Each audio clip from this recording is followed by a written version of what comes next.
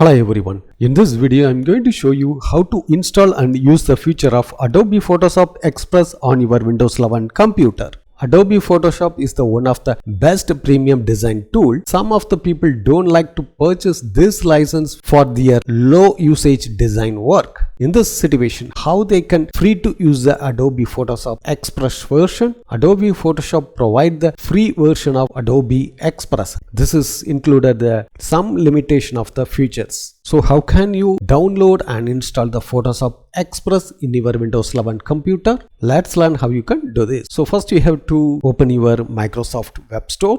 Search the Microsoft Store. Here you have to search the Photoshop Express. Here you can check it out. The Adobe Photoshop Express is free. So you have to click on the Get button. It will be installing in your computer. Once installation completed, you have to click on the Open.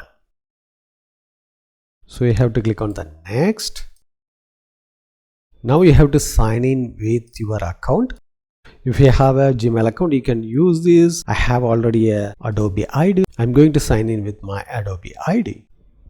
So once logged in, you have to open the picture from your computer, or you can capture the photo from the camera. I'm going to use the picture from my computer, so I have to click on this, then go to downloads. Here I have an image. Here we can adjust some of the feature by using this Photoshop Express version. The first, you have to change the looks. By default they are provided for the some of the default features. You can adjust by using this. They are provided a lot of looks. You can check it out as you need. The second option, they have provided the crop option. That means you can crop the images by using this feature.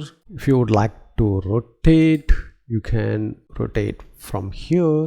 You can also straighten the images. Also, they are provided some social media's images size. You can use this template to make the size. If you would like to make the YouTube channel art, you can just click on this. It will be automatically crop the size from the image. Once make the changes, you have to click on this save. Here you can click on the save option.